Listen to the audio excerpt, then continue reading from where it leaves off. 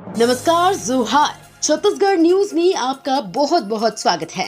इससे पहले आप न्यूज को कहां से देख रहे हैं, कमेंट में जरूर बताएं। साथ ही चैनल को सब्सक्राइब करना बिल्कुल ना भूलें। छत्तीसगढ़ में मंत्रिमंडल विस्तार होगा जल्द। मंत्री की रेस में दर्जन भर से ज्यादा विधायक। छत्तीसगढ़ की भाजपा सरकार की मंत्रिमंडल में जल्द ही विस्तार होने की संभावना है। मंत्री पद की दौड़ में लगभग आधा दर्जन नेता हैं। बता दें कि साय कैबिनेट में 2 मंत्री पद का स्थान खाली है, जिसे जल्द ही पूरा किया जाएगा। सूत्रों से मिली जानकारी के अनुसार आगामी कुछ सप्ताहों में मंत्रिमंडल का विस्तार किया जा सकता है। सूत्रों ने यह भी बताया कि कैबिनेट में मौजूदा 2 मंत्रियों का टिकट भी कट सकता है। इनकी जगह से में दूसरों को मौका दिया जा सकता है। छत्तीसगढ़ महतारी वंदन योजना, महिलाओं को मिल रहा सीधा लाभ 1000 रुपए प्रति माह। छत्तीसगढ़ सरकार द्वारा महिलाओं के लिए महतारी वंदन योजना 10 मार्च को शुरू किया गया और पहली किस्त भी इसी दिन जारी किया गया था। जानकारी के अनुसार महतारी वंदन योजना, जिसमें योजना के तहत पात्र महिलाओं को हर महीने 1000 रुपए सीधे उनके बैंक खाते में ट्रांसफर किया जा रहा है। महतारी वंदन योजना के तहत अब तक 4 किस्त जारी कर दिया गया है। मुख्यमंत्री निर्माण श्रमिक आवास सहायता योजना, 1-1 लाख रुपए सहायता राशि की स्वीकृति। मुख्यमंत्री निर्माण श्रमिक आवास सहायता योजना छत्तीसगढ़ सरकार द्वारा प्रदेश में योजनाओं के हितग्राहियों को विभिन्न योजनाओं के तहत लाभ दिया जा रहा है। इस बीच मुख्यमंत्री निर्माण श्रमिक आवास सहायता योजना संबंधित खबरें आ रही हैं। इस योजना के तहत पात्र हितग्राहियों को आर्थिक सहायता सरकार द्वारा प्रदान किया जाता है। खबरें आ रही हैं कि प्रदेश के कुल 352 श्रमिकों को 1-1 लाख रुपए सहायता राशि की स्वीकृति दी गई है। इस संबंधित खबरें आगे आप लोगों के साथ शेयर कर रहे हैं। पूरी पोस्ट पर बने रहिएगा। छत्तीसगढ़ में मंत्रिमंडल विस्तार की सुगबुगाहट, जल्द होगा बदलाव। राज्यपाल से मिले सीएम साय। मुख्यमंत्री विष्णुदेव साय ने शनिवार को राजभवन पहुंचकर राज्यपाल विश्वभूषण हरिचंदन से मुलाकात की। इस दौरान रायपुर उत्तर से भाजपा विधायक पुरंदर मिश्रा भी मौजूद रहे। मुख्यमंत्री की राज्यपाल से मुलाकात उस वक्त में हुई है जब ब्रजमोहन अग्रवाल का इस्तीफा मंजूर होने के बाद मंत्रिमंडल में एक पद खाली हुआ है। वहीं एक मंत्री का पद पहले से ही खाली है। ऐसे में कयास लगाए जा रहे हैं कि जल्द ही मंत्रिमंडल में खाली पद भरे जा सकते हैं। छत्तीसगढ़ सरकार की महतारी वंदन योजना बना रही महिलाओं को स्वावलंबी।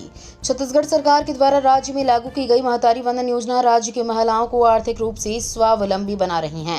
योजना राज्य में महिला सशक्तिकरण की दिशा में अत्यंत निर्णायक साबित हो रही है। योजना की सराहना अनेक जरूरतमंद महिलाओं के अलावा आंगनबाड़ी केंद्र के कर्मचारियों ने भी मुक्त कंठ से इसकी सराहना की है। मुख्यमंत्री विष्णुदेव साय के नेतृत्व वाले छत्तीसगढ़ सरकार के प्रति विनम्र आभार व्यक्त करते हुए उन्हें हृदय से आभार व्यक्त किया है।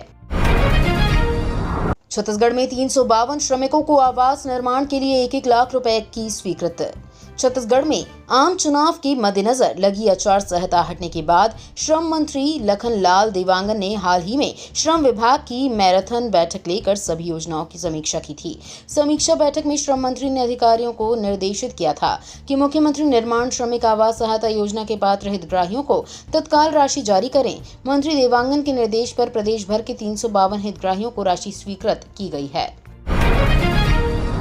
जीएसटी काउंसिल की बैठक में लिए गए कई बड़े फैसले। सोलर कुकर पर लगा 12% टैक्स। केंद्रीय वित्त मंत्री निर्मला सीतारमण की अध्यक्षता में जीएसटी काउंसिल की बैठक हुई। ये जीएसटी काउंसिल की 53वीं बैठक थी। निर्मला सीतारमण ने बताया कि बैठक के बाद हुए प्रेस कॉन्फ्रेंस में कहा, 53वीं जीएसटी काउंसिल की बैठक में व्यापार को आसान बनाने और करदाताओं को राहत देने के लिए कई फैसले लिए गए हैं। इन फैसलों से व्यापारियों, एमएसएमईएस और करदाताओं को लाभ होगा। छत्तीसगढ़ में सस्ती होगी शराब, पसंदीदा ब्रांड भी मिलेंगे।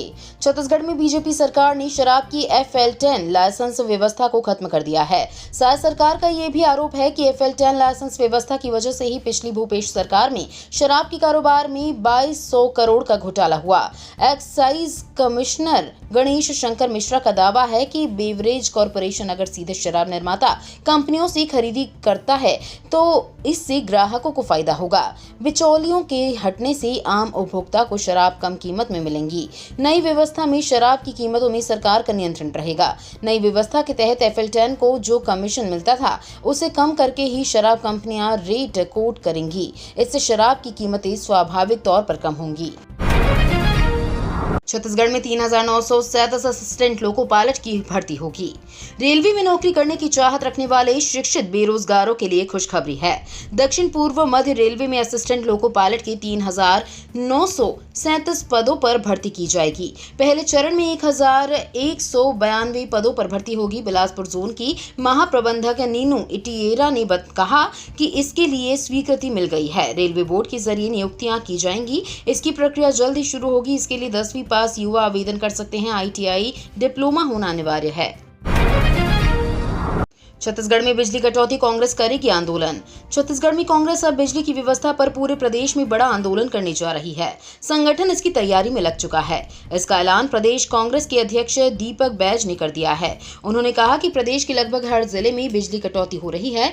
कई गाँव मोहल्लों में घंटों पावर कट हो रहा है। बैज ने कहा कि भाजपा सरकार में आम जनता को मांग के अनुसार बिजली नहीं मिल रही है। बिजली कटौती और लो वोल्टेज की समस्या से शहर गाँव की जनता जूझ रही है।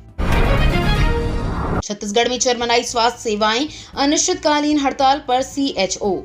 छत्तीसगढ़ प्रदेश स्वास्थ्य कर्मचारी संघ 3 सूत्रीय मांगों को लेकर प्रदर्शन कर रहा है।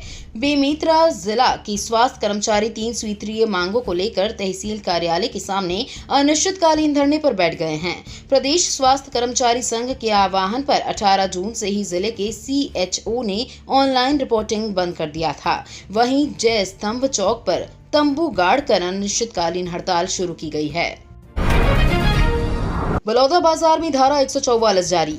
बलौदाबाजार जिला मुख्यालय में गत 10 जून को हुई आगजनी की घटना के बाद अब जिले में शांति का वातावरण स्थापित हो रहा है। कलेक्टर एवं जिला दंडाधिकारी श्री दीपक सोनी जिले की गतिविधियों पर सतत निगरानी रख रहे हैं। कलेक्टर श्री सोनी ने जिले की स्थिति को ध्यान में रखते हुए अब धारा 144 का दायरा सीमित कर दिया है। अब केवल संयुक्त जिला कार्यालय परिसर के आसपास 100 मीटर के दायरे तक ही धारा 144 लागू रहेगा। छत्तीसगढ़ में जमकर बरसेंगे बादल। छत्तीसगढ़ में मानसून की एंट्री हो गई है। प्रदेश में गरज चमक के साथ बादल बरस रहे हैं। इसी बीच मौसम विभाग ने बारिश का येलो अलर्ट भी जारी कर दिया है। बीजापुर और सुकमा में अटका मानसून रायपुर, दुर्ग, पेंड्रा, कोरबा और रायगढ़ जिले के कुछ हिस्से तक पहुंच गया है। इसी प्रकार धमतरी, गरियाबंद और राजनांदगांव जिले में भी मानसून एक्टिव हो गया है। मानसून ने पिछले 48 घंटे में पूरा मध्य छत्तीसगढ़ कवर करने के बाद उत्तरी हिस्से को भी टच कर लिया है। सरकारी कर्मचारियों के लिए नया नियम अब खैर नहीं।